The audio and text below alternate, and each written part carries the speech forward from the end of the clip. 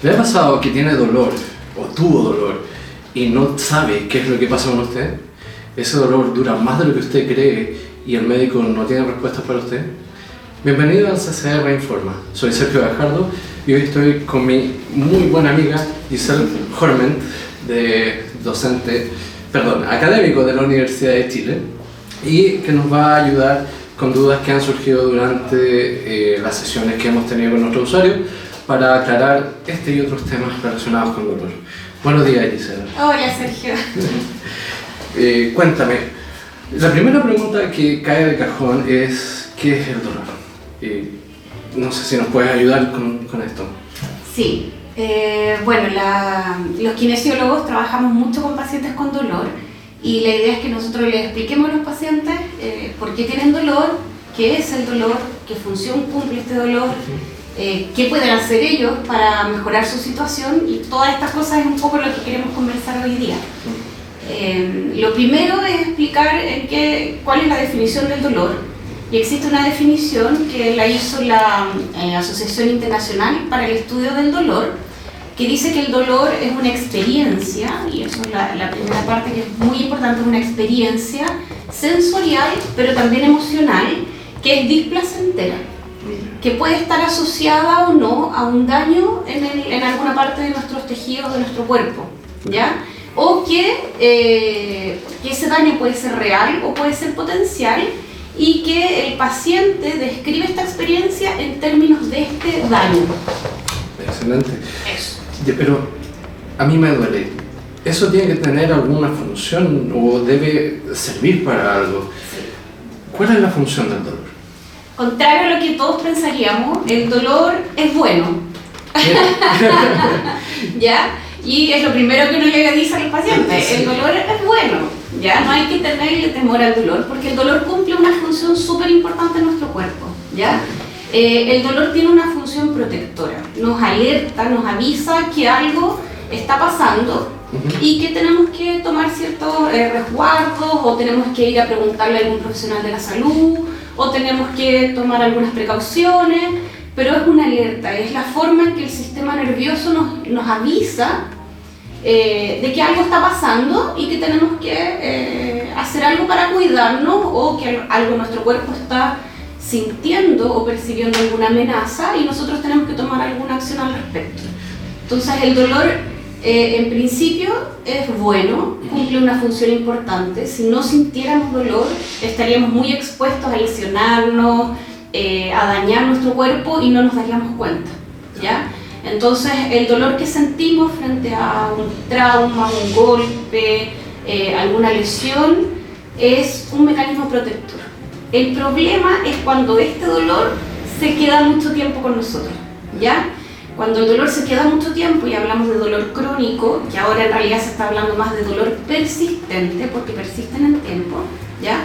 Cuando el dolor dura más tiempo de lo habitual, más tiempo de lo necesario para que cumpla su función, ¿ya? Ya no tiene una función protectora, ya no es una alarma, sino que pasa a ser un problema en sí mismo, ¿ya? Y eso es lo que más vemos en nuestros pacientes, que tuvieron a lo mejor una lesión en la columna o tuvieron un dolor en la espalda, pasó un tiempo prudente para que los tejidos reparen, para que los procesos inflamatorios disminuyan, pero a pesar de que los tejidos reparan, el dolor se queda más tiempo. Bueno, tú hablaste de dolor crónico dentro de lo que hablaste recién. Eso quiere decir que hay tipos de dolor, no solamente el dolor cuando uno se golpea. ¿Cuáles son esos tipos de dolor? Y si hay más de uno, ¿qué tenemos que hacer cuando aparecen estos dolores? En términos del tiempo que tenemos el dolor, podemos tener un dolor agudo, subagudo o un dolor crónico o persistente, ¿ya? Y eso es lo que explicábamos. El dolor agudo tiene una función protectora, ¿ya? El subagudo también, y están en relación al tiempo en que estamos reparando. Entonces nos advierten de que nos cuidemos, de que vayamos al médico, de que limitemos algunas actividades por un periodo acotado mientras estamos reparando, y todo bien, pero el dolor persistente dura más tiempo. Importante, déjame hacer una pausa en eso. Importante lo que acabas de decir, limitar, no dejar de hacer. No dejar de hacer. Ya, sí, tal cual. Contrario a lo que se creía mucho antes, que las personas cuando tenían dolor pensaban que tenían que guardar reposo en cama, ¿ya? Se ha visto que es todo lo contrario. Nosotros queremos que los pacientes se mantengan activos dentro de las posibilidades que tengan, porque también entendemos que si el dolor es muy intenso, probablemente va a limitar las actividades en los primeros días. Pero en la medida que pueda mantenerse activo, ya sea, por ejemplo, si va a estar en la casa, moverse, no estar acostado, ¿ya? Estar sentado, moverse dentro de la casa y de forma progresiva empezar a retomar las actividades, ¿ya? Eso es súper importante. Y lo otro que me preguntabas de los tipos de dolor, están descritos a grandes rasgos en la clasificación también de la Asociación Internacional del Estudio del Dolor, 3 tipos de dolores, ¿ya? El clásico que nosotros conocemos es el dolor nociceptivo, es un nombre técnico, ¿ya? Pero para que la gente lo entienda, es cuando nos hacemos alguna lesión en alguna parte del cuerpo, por ejemplo, no sé, un golpe, una herida, un esguince, una fractura, ¿ya? Es cuando hay un estímulo en alguna parte de nuestro cuerpo que gatilla o envía a nuestro cerebro o a nuestro sistema nervioso información de alguna lesión y eso provoca dolor, ¿ya? Otro tipo de dolor, que también es un dolor que es bastante conocido entre los pacientes, es el dolor de tipo neuropático, ¿ya? Que es cuando la estructura que tiene el daño, la disfunción o se lesiona es el sistema nervioso. Por lo general lo que más se conoce es cuando afecta algún nervio periférico. Por ejemplo, algunas patologías clásicas son el síndrome del túnel carpiano o la ciática, ¿ya? Que eso es cuando el daño se localiza en algún nervio o en alguna raíz nerviosa, pero ya es parte del sistema nervioso, ¿ya? Y el tercer tipo de dolor, que es un dolor más desconocido por los pacientes, pero que nosotros vemos bastante, es el dolor nociplástico. Y el dolor nociplástico no necesariamente responde a una estructura del cuerpo que esté lesionada, sino que surge de que hay una alteración en el procesamiento de nuestro sistema nervioso, como que nuestro sistema nervioso estuviera actuando de una forma que no corresponde, y eso hace que aparezca dolor.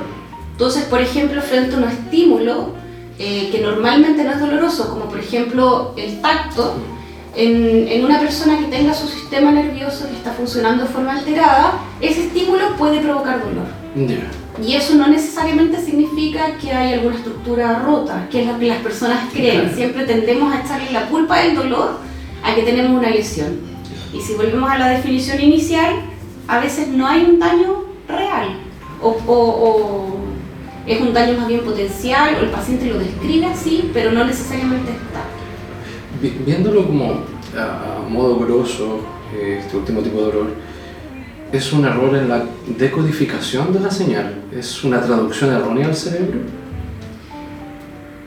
Es más complejo que eso, ¿ya? Pero en términos generales es una alteración en la función del sistema nervioso central y periférico, ¿ya? Que altera el procesamiento de la información que el cerebro procesa para determinar si hay dolor o no. Finalmente, el gran jefe del sistema nervioso es el cerebro. Y es el cerebro el que va a decidir si vamos a sentir dolor o no. No es la columna, no es la rodilla, ¿ya? La columna, la rodilla mandan información al cerebro, pero el cerebro tiene información de muchas otras cosas también, de cómo estamos por dentro, nuestros órganos, de cómo están nuestras emociones, nuestros sentimientos, nuestros temores, y también de cómo está nuestro entorno. Toda esa información la toma el cerebro y decide si nosotros mismos estamos bajo amenaza o no. Y al percibir amenaza, sostiene este mecanismo de alarma que es el dolor. Pongamos en el caso hipotético de que me caigo, me pego en el hombro y me genera dolor. Y ese dolor está conmigo más allá del tiempo de reparación, por ende tengo un dolor persistente. ¿Qué hago en presencia del dolor persistente? Lo importante es que cualquier persona que esté con un dolor de larga data, como referencia se dice 3 meses, ¿ya? Eso varía un poco dependiendo de la zona del dolor, pero lo podemos tomar como referencia. Si algún paciente, alguna persona en su casa está con dolor durante mucho tiempo, lo importante primero es que tenga un buen diagnóstico, ¿ya? La mayor parte de los dolores crónicos que se manifiestan en el sistema musculoesquelético son benignos, ¿ya? Pero hay un porcentaje, pequeño, pero lo hay, que tiene relación con patologías graves.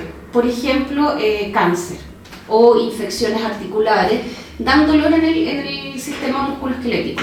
Entonces, lo más importante es descartar que la persona que está con dolor persistente no tenga una enfermedad grave, ¿ya?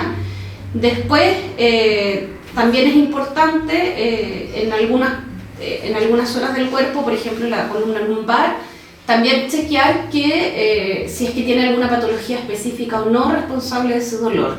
También son los menos, ¿ya?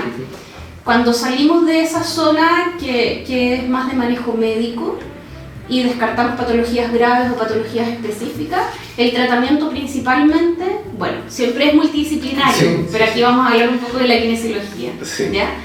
El tratamiento kinésico es relevante principalmente porque trabajamos apuntando hacia la educación del paciente y explicarle esto mismo que estamos conversando, de por qué le duele, que no tenga temor, que no siempre el dolor significa que la zona, en este caso el hombro, el ejemplo que tú me diste, está en problema, ¿ya? ¿Qué estrategias puede tener el paciente para afrontar de mejor manera su dolor?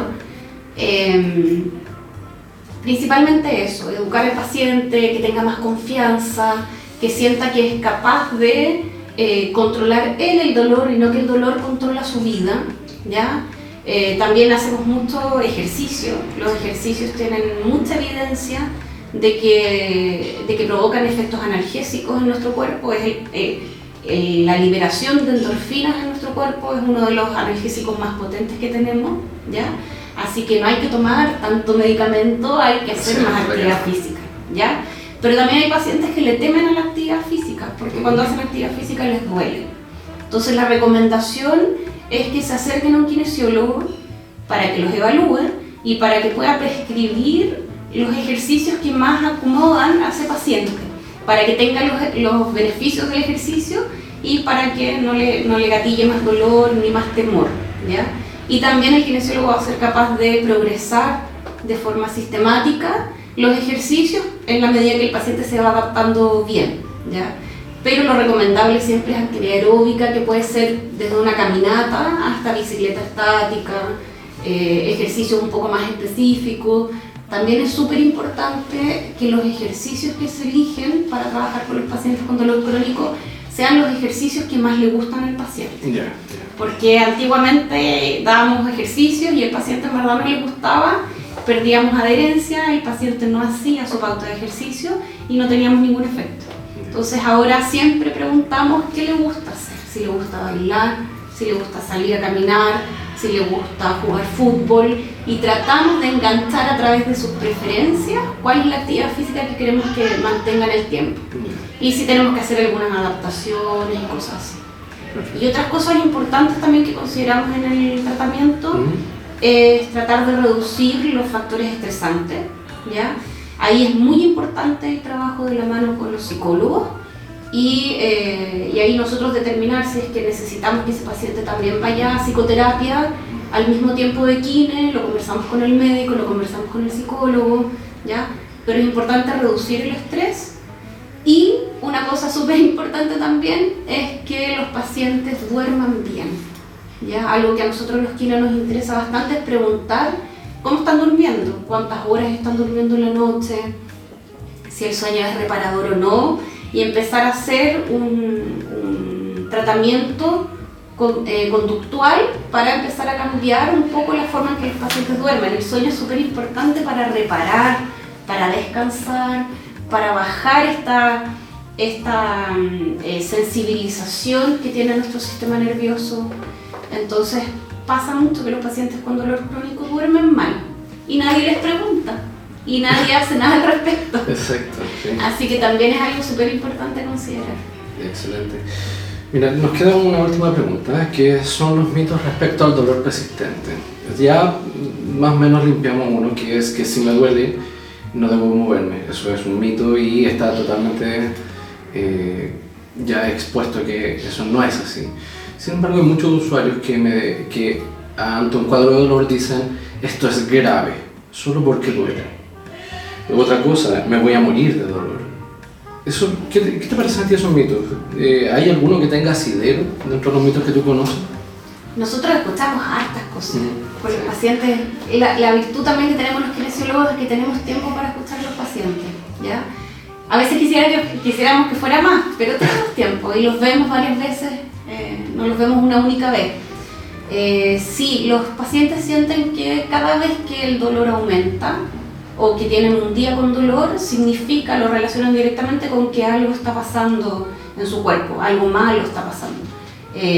Por ejemplo, no sé, hoy tuve más dolor de espalda, yo creo que mi espalda empeoró, ¿ya? Y con ese tipo de cosas hay que tener un poco de cuidado porque se ha demostrado que no hay una relación directa entre la cantidad de dolor que yo siento y el daño que tengo, ¿ya? De hecho, los clásicos ejemplos que siempre conversamos nosotros es que a veces lesiones muy pequeñitas pueden doler mucho. Cuando uno, por ejemplo, se corta con la hoja, a todos nos ha pasado que nos pasamos a llevar con el filo de la hoja el dedo, es una lesión muy pequeña, insignificante. Nosotros sabemos que eso va a reparar, lo vemos, que tiene una cicatriz y que repara. Pero pucha que duele. Pero duele un montón, duele mucho. Y al contrario, a veces vemos pacientes con lesiones grandes en términos de daño y les preguntamos cuánto les duele y no les duele tanto. Y uno dice, va, y es llamativo, pero es así. Entonces las personas, lo primero que uno les explica, si tienen un mal día, porque en la recuperación es así, tenemos días buenos y malos. Lo importante es que en el total vamos mejorando, ¿ya? Pero que cuando tengan un día malo, por ejemplo un día en que el dolor aumentó un poco más, no sientan miedo y no piensen que eso significa que empeoró su situación. Vean la situación general y vean que en el general van mejorando, ¿ya? Y que es solamente un día malo, que quizás ese día voy a cambiar un poco mis conductas, me lo voy a tomar con más calma, voy a evitar factores estresantes, pero que mi columna o mi hombro o mi rodilla están bien. Fijarse además en la calidad del movimiento ese día que duele más. Claro. A pesar de que duele más, puede que el movimiento sea de mejor calidad también. ¿Sí? Pues, Sí. Giselle, muchas gracias por haber estado con nosotros hoy día. Me queda muy claro a mí y espero que a nuestros auditores también. ¿Quieres dar algún saludo, algunas palabras al final? No, agradecerle a usted la invitación, a ti Sergio, agradecer también y felicitar por esta instancia que ustedes están creando acá en el CCR Independencia. Gracias. Me parece un proyecto súper interesante y les deseo lo mejor y sigan invitando gente. Cuentan con nosotros los académicos del Departamento de Kinesiología de la Universidad de Chile. Estamos todos disponibles para venir a apoyar estas iniciativas y nada, muchas gracias por la invitación. Gracias a ti. Eso sería todo por hoy. Muchas gracias por prestar atención al video y recuerden suscribirse para tener noticias de nuevos videos.